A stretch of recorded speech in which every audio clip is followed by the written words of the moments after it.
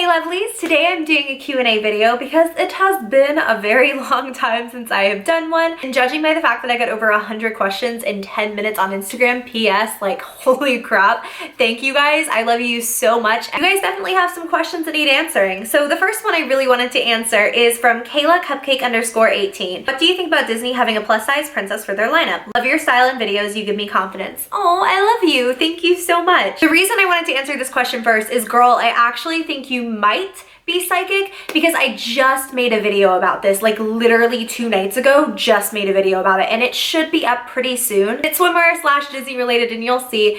But I think that when the Barbie thing happened, like curvy Barbie, people lost their ish, and I really saw so few negative comments about it. I definitely think that representation is important, and I think that little girls need to be able to look at someone who looks somewhat like them and be able to feel beautiful. I don't want to mirror too much of what I'm going to say in the video I already filmed, but I think that a plus size Disney princess would be amazing. Or at the very least, just a princess who has a slightly different body type than all of the ones who've been featured so far. I mean, they're literal carbon copies of each other. I think that the new Hawaiian Disney princess, correct me if I'm wrong, I cannot think of her name. Looking at photos of her though, she is so unique compared to all of the others, and I'm really excited to see what she looks like and to see what the whole thing is about. But yeah, I think it would be really awesome to just have more representation of all different body types. I mean, there's been what, like 20 Disney princesses now? I think Disney should, I think they could, and I think it would be freaking amazing. KB Duncan 5112 says, how do you handle fans who become obsessive? I want to make a YouTube, but that is one of my fears. I try to remember that to most people, I'm not like a flesh and blood human. I'm a source of entertainment, and as harsh of a reality as that is, like it took me a really long time to cope with that because I wanted to believe that to everyone, I was just y'all's best friend. We were just hanging out in our rooms, and to some of you guys, I'm still that person, and I love y'all so much. But I also understand that for other people, like when they get obsessed about something, let's say like me hanging out with one of my guy friends and not in a photo with my husband, I try to understand that it's literally just because they see this tiny snippet of my life and they come to conclusions about me, and it can't be the same thing or even the same person for everyone, and not everyone is going to view me the same way. So I just really try to remember that and not to take it personally, because yeah, like it definitely got on my nerves in the beginning, and there are still days when it really like irks me what people will get crazy obsessed with, but it's the internet and it's YouTube, and I get to make videos about things that I love for a living, so it can't all be that bad. Bailey _Shelton, are you going to VidCon, and what is your favorite part of yourself? By the way, I love you and your videos so much. I love you too, Bailey. I don't even know when VidCon is, if we're being totally honest, and I have gotten no confirmation, but I just found out I am going to Playlist Live, so here's my lineup for the next month or so. I will be at South by Southwest in Austin, Texas. I will be at BeautyCon Dallas. I don't know if I'm having a meetup. It looks like it, but I'm not making any promises yet.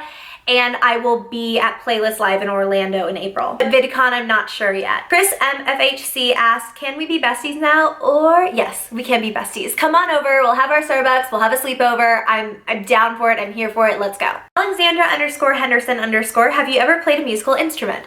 Girl, I think that the list, I've said this before, but I think that the list of instruments that I don't play or have never played would be a lot shorter, but the ones that I'm like fluent in, I guess you could say, or still understand, had a lot of training in, would be trumpet, piano, some guitar, not a whole lot. I'm not gonna lie to you, if I picked it up now I wouldn't be able to do much of anything, and I spent the last 2 years of high school on percussion. My parents are musicians, so it's just our trade. Alexander also asked if I believe in mermaids. Might just be looking at one. Ray Ann asked, was marrying young the best decision you could have made, or would you have rather waited?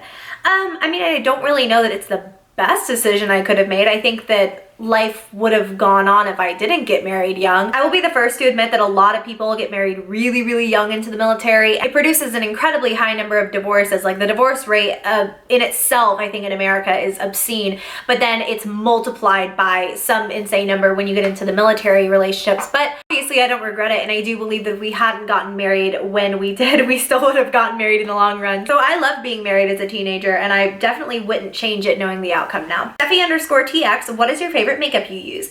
My favorite makeup is probably blush, and the one I've been using a ton lately is from MAC. It's called Spellbinder from their new Fairy Whispers collection, but blush in general, like I feel like I put blush on my face and I just come to life. LMCME98 asks, how are you? And I'm doing great. Thank you, my love. How are you? I hope you're doing really well. That's really sweet of you to ask. Callie.D, hi Loey, you're gorgeous. If you were to lose a lot of weight to the point that you were no longer considered plus size, do you think your fans would turn their backs on you? Would your brand suffer? I kind of mentioned this in a response video I did kind of recently. You guys probably know what I'm talking about. If someone is genuinely body positive, they're not gonna care so long as the person and the body loves themselves.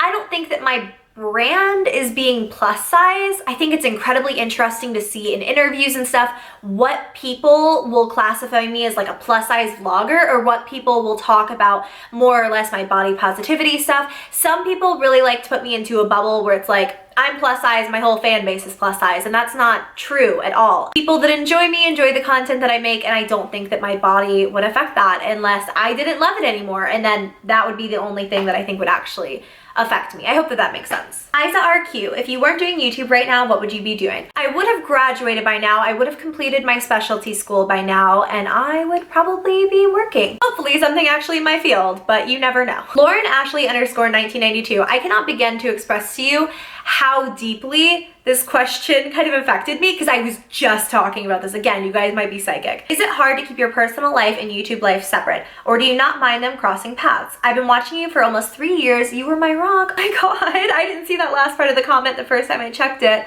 That makes me so happy. Thank you so much for being around for 3 years. I'm so glad I could be a positive source for you. I had a circumstance really recently that I want so badly. You guys don't even know. Every single day of my life, I get on Twitter and I'm like, I'm ready. I want to spill the tea. I want to talk about what happened. But you guys, it wouldn't matter. It's not with a YouTuber, but it is with something involving YouTube, and it's people that I met because of YouTube. It left me so jaded, and it left me never, ever wanting to get so heavily involved in YouTube again, and leaving it very much so a work thing and having playtime outside of that. But I'm friends with so many YouTubers now, and so much of my social life is here. And even not YouTubers, I've met people that work behind brands and become really, really good friends with them, and just developed such amazing relationships because of YouTube. I've become really good friends with some of my subscribers, and I would never have gotten that if I hadn't taken that leap into kind of putting myself out there and being more personal on this platform, and not just that, but I can't talk, but the behind the scenes stuff too. I don't know. I feel like I need to be more guarded because this crazy thing happened to me. I don't know. I'm grateful for the friends that I have made on YouTube, and I will continue to make amazing friends. Shelby Z, what would be a company you would love to collaborate with next? You are incredible, Loey. You are by far my favorite part of my day. Oh my God. These questions are gonna make me cry. You guys are so nice. Thank you so much, Shelby. Honestly, I really want to collaborate with Edition L. I've seen so many of my blogger friends collaborate with them, and they're a plus size clothing / lingerie brand, and the clothes are just beautiful. I cannot get over it, but they're incredibly expensive, so I'm not sure. My next dream collaboration would probably be with Boohoo. Oh my God, or Forever 21 Plus. How great would that be? Gabby Nicole asked, would you ever dye all of your hair purple? And then Rather Than Thou asked, explain the purple. They're just Bellamy extensions, and honestly, I haven't worn them in a while, and I felt like a pop of color, and my hair was really ugly today, and so I wanted to spice it up. Bex, maybe, what is the hardest part about being a military spouse / traveling and being away from your husband all the time? I think that our situation is a little bit different because it certainly started out with him being gone all the time. I remember the first year that we got married, he was gone for half the year, but the worst part was it was literally 1 month chunks or 2 week chunks at a time, but in total, half of the year he was gone. And that was horrible. I moved out to Kansas, and literally 3 days after we got into our apartment, he went to a month-long training. So in the beginning, it was hard because he was gone all the time. And now it's hard because I'm gone all the time. He has not gone anywhere on any sort of trainings or trips in a really long time, and I'm so unbelievably grateful for that. His field at the moment doesn't really require him to do a lot of traveling right now. So right now it's just me traveling, and it's hard. It definitely puts a little bit of pressure on our relationship to be really lovey and happy with each other when we are together, and we definitely are happy 99% of the time, but especially last month, it was getting to the point where I was gone every single week, and it was like, okay, we need to just be so together for the next 48 hours. And I think that pressure can get really hard because people need their space, and we figured out a balance, and he has a lot of trust in me and I have a lot of trust in him, and honestly, at this point, it's second nature to not see him for a long period of time.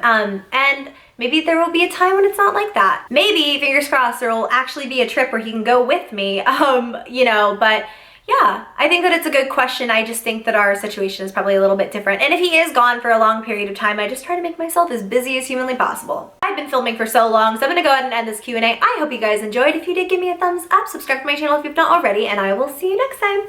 Bye!